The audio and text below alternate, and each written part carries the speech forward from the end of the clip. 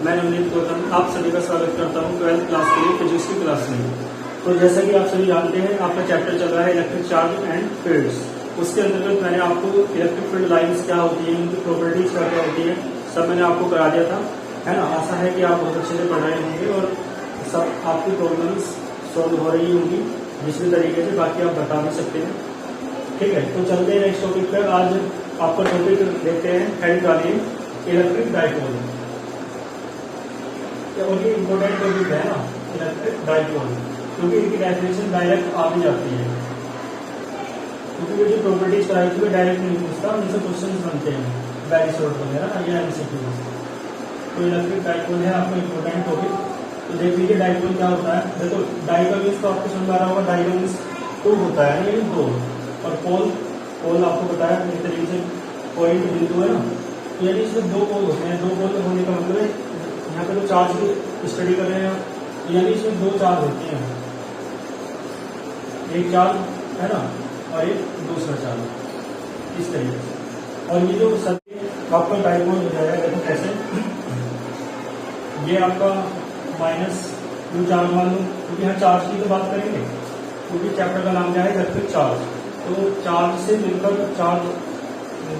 जो पोल बनेगा, दो चार्ज से मिलकर उसे ही इलेक्ट्रिक डाइपोल कहेंगे। तो एक चार्ज तो निगेटिव चार्ज हो जाएगा और एक चार्ज हो जाएगा आपका पॉजिटिव चार्ज। ठीक है, तो जो निगेटिव चार्ज है वो इस साइड रखना है, पॉजिटिव चार्ज इस साइड रखना है।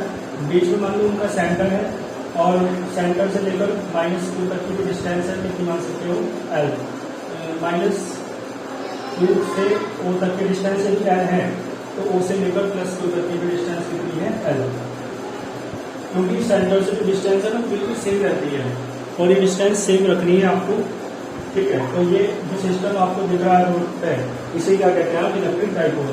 तो अब आपको इसकी डेफिनेशन बनानी है। देखो डेफिनेशन किस प्रकार से लिखेंगे, देखो एक बार मैं लिख के बता देता हूँ। देखो लाइन जो आपको डायग्राम में दिख रहा है ना, बिल्कुल वही लैंग्वेज लिखनी है। इलेक्ट्रिक डाइपोल क्या होता है, देखो वैन टू चार्जेस, देखो चार्जेस कितने हैं, दो चार्ज है, तो वैन टू चार्जेस। और देखो जो चार्ज है ये मैग्नीट्यूड में सेम है, यानी इस चार्ज का मैग्नीट्यूड भी स्मॉल क्यू है और इस चार्ज का मैग्नीट्यूड भी स्मॉल क्यू है, तो मैग्नीट्यूड सेम है। तो when two charges of same magnitude, ये इक्वल भी कह सकते हो। क्लियर है, मैग्नीट्यूड क्या होता है मैंने बता रखा है आपको। ठीक है, when two charges of same magnitude, और इनका देखो नेचर कैसा है, अपोजिट है, एक निगेटिव है और एक कैसा है पॉजिटिव। तो when two charges of same magnitude and opposite nature.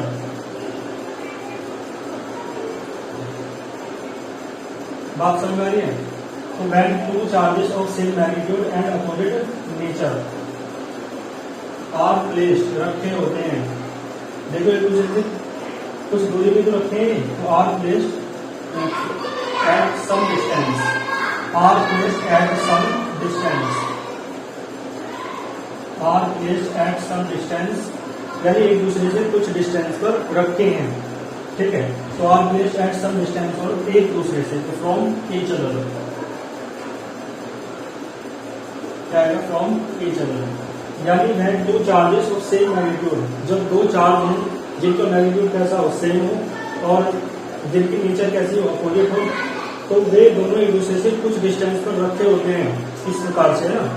तो इस प्रकार जो सिस्टम बनता है उसे आप क्या कहते हैं इलेक्ट्रिक डाइपोल। तो क्या लिखेंगे, तो देन मीन्स कोमा, यानी द सिस्टम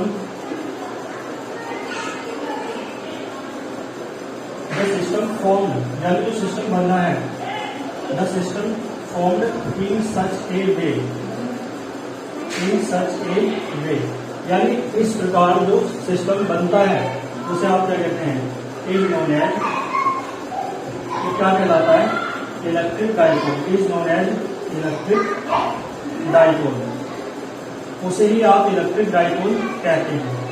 बात समझ आई। तो डेफिनेशन मैंने आपके सामने लिख दी है, आप इसे नोट करें। तो ये था आपका इलेक्ट्रिक डाइपोल। ठीक है, वीडियो को आप नोट कर लेंगे, बाकी के वीडियो नोट्स और वीडियो क्लासेस के जो है स्क्रीन शॉट है जो आप लिखते हैं वीडियो क्लासेस के दौरान, दोनों के कॉम्बिनेशन से नोट्स जरूर बनाएंगे ना। बाकी ऐसा ना करें बिल्कुल भी, जो पीडीएफ नोट्स में लिखा है वही आप बिल्कुल एज इट इज है ना नोट कर लें। तो इलेक्ट्रिक डाइपोल क्या होता है, मैंने आपको समझाया, इसमें दो चार्ज होते हैं, एक चार्ज नेगेटिव होता है, एक पॉजिटिव होता है, यानी दोनों का नेचर जो है डिफरेंट है, लेकिन उनका जो मैग्नीट्यूड कैसा है बिल्कुल सेम है। बीच में सेंटर होता है, सेंटर से -2 की डिस्टेंस भी L है, सेंटर से +2 की डिस्टेंस भी L है। तो जो बात मैं यहाँ देख रही थी उससे लैंग्वेज बना के हमने क्या देखी, इसकी डेफिनेशन देखी। तो इलेक्ट्रिक डाइपोल क्या होता है, इसमें आपको कोई भी प्रॉब्लम नहीं होगी, ठीक है। तो बात समझ रही है आपको। तो दो चार्ज है जिनका मैग्नीट्यूड कैसा है, सेम है, और नेचर कैसी है, अपोजिट है, वो दोनों रखे हैं एक दूसरे से कुछ डिस्टेंस पर फ्रॉम ईच अदर, एक दूसरे से, है ना। तो इस प्रकार जो सिस्टम बना है उसे आप क्या कहते हैं, इलेक्ट्रिक डाइपोल। क्लियर है। तो ये बहुत इंपॉर्टेंट टॉपिक है, इसे आप देख लेंगे। इसके बाद नेक्स्ट आएंगे आपकी इलेक्ट्रिक डाइपोल मोमेंट।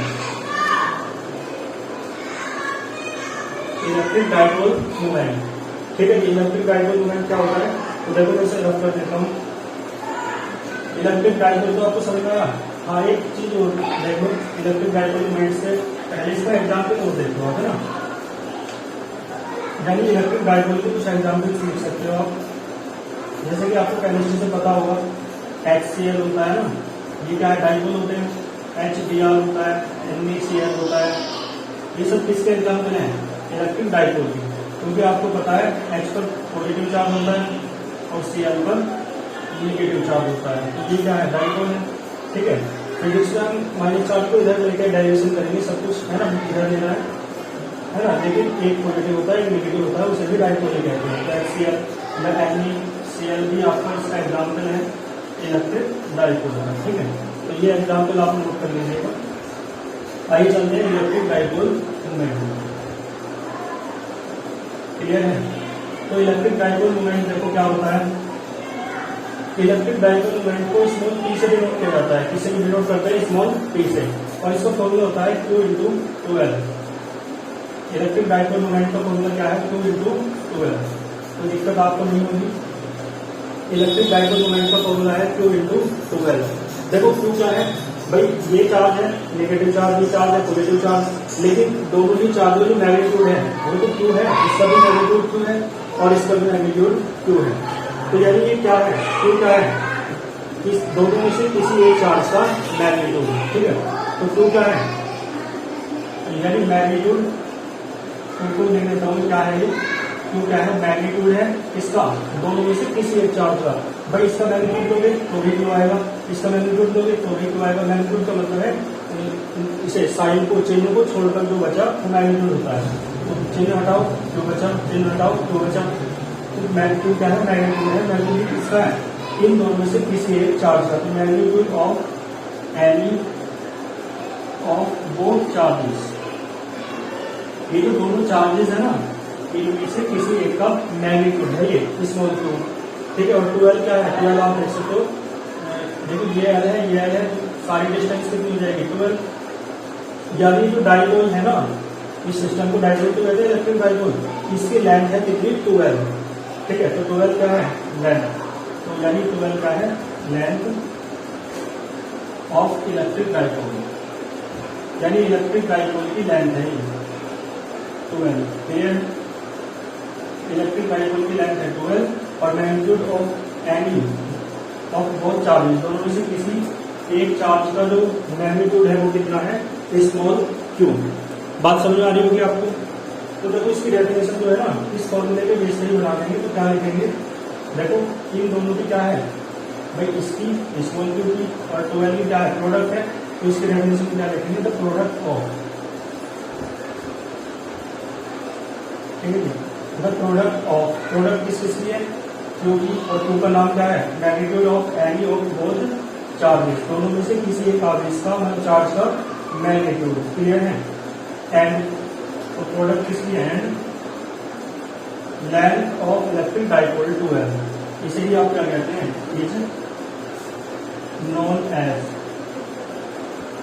इसे ही आप क्या कहते हैं, इलेक्ट्रिक डाइपोल मोमेंट, ठीक है जी। इसे ही आप क्या कहते हैं, शॉर्ट में मतलब ना आप लोग है ना, कभी आप भी शॉर्ट में लिखे, तो इसे ही आप क्या कहते हैं, इलेक्ट्रिक डाइपोल मोमेंट। कोई दिक्कत आपको नहीं होगी। और फिर नेक्स्ट लाइन, सबसे पहले तो डेफिनेशन लिखनी है, और फिर नेक्स्ट लाइन में आपको क्या करना है, बताना है कि इसे किससे डिनोट करते हैं। फिर इसके बाद लिखेंगे it is denoted by small T, और फिर नेक्स्ट लाइन में बताएंगे क्यू क्या है, 12 क्या है, लेकिन उससे पहले आपको डायग्राम बनाना है दोबारा। तभी तो बताइए क्यू क्या है, 12 क्या है, तो फिर आप कहेंगे नेक्स्ट लाइन से it small Q be the magnitude of any of both charges, दोनों चार्जेस में से किसी एक चार्ज का क्या है मैग्नीट्यूड है, एंड 12 बी द डिस्टेंस, वो डिस्टेंस नहीं, and 12 be the length of electric dipole. Clear है? देन इलेक्ट्रिक डाइपोल मोमेंट, फिर नेक्स्ट लाइन और फॉर्मूला लेकर बॉक्स में बंद कर देंगे। ठीक है, आइए इसके बाद देख लेते हैं। इसके बाद इसकी यूनिट के बारे में बात कर लो। देखो इसकी यूनिट क्या हो जाएगी, यूनिट हो जाएगी, देखो चार्ज की यूनिट आपको पता होनी चाहिए क्या होती है, टी। ये तो डायमेंशन की मैं बात कर रहा हूँ, डायमेंशन की बात नहीं करेंगे, पहले यूनिट की बात कर लेते हैं। चार्ज की यूनिट क्या है आपको पता होना चाहिए, कूलॉम होती है ना। और 12 देखो 2 की तो कोई यूनिट नहीं है, एल की यानी डायरेक्ट मीटर होती है, तो इसकी यूनिट क्या हो जाएगी, कूलॉम मीटर। क्लियर है? तो इलेक्ट्रिक डाइपोल मोमेंट की यूनिट याद रखना कूलॉम मीटर है ना, अकॉर्डिंग टू दिस फॉर्मूला। और डायमेंशन देख लीजिए, आपको नजर दिख रहा है? ठीक है, तो डायमेंशन के बारे में बात कर लेते हैं। तो डायमेंशन जो है आपकी वो कितनी हो जाएगी, देखो चार्ज की होती है टी, और 12 की यानी 2 की तो होती है, लेंथ की एल होती है, तो इसकी डायमेंशन हो जाएगी एल टी टी। एल को सबसे पहले लिखा जाता है, टी को उसके बाद लिखा जाता है, और ए को सबसे लास्ट में लिखा जाता है। ठीक है, तो ये मैंने आपको कराया इलेक्ट्रिक डाइपोल मोमेंट, इसे आप नोट कीजिए। फिर चलते हैं नेक्स्ट टॉपिक पे। ठीक है, आइए नेक्स्ट टॉपिक पे चलते हैं। तो हेडिंग डालिए बैलेंसिंग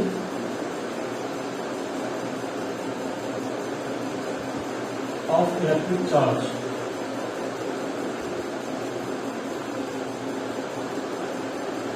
ठीक है, balancing of electric charge. Electric charge को कैसे बैलेंस किया जाएगा, कहां पे, इन इलेक्ट्रिक फील्ड। इलेक्ट्रिक फील्ड में इलेक्ट्रिक चार्ज को कैसे बैलेंस किया जाएगा। ठीक है जी, तो देखो मान लो इलेक्ट्रिक फील्ड है कोई, है ना, या पहले मान लो चार्ज, देखो जैसे देखना है ना, मान लो कोई चार्ज है, मान लो कितना है, +2 चार्ज है। ठीक है, तो चार्ज देखो आपको एक बात पता होनी चाहिए, पॉजिटिव चार्ज से निकलती है इलेक्ट्रिक फील्ड लाइन्स, मैंने बताया था आपको, और नेगेटिव चार्ज में एंटर करती है। और इसका जो वेट है वो कैसा हो जाएगा, डाउनवर्ड्स।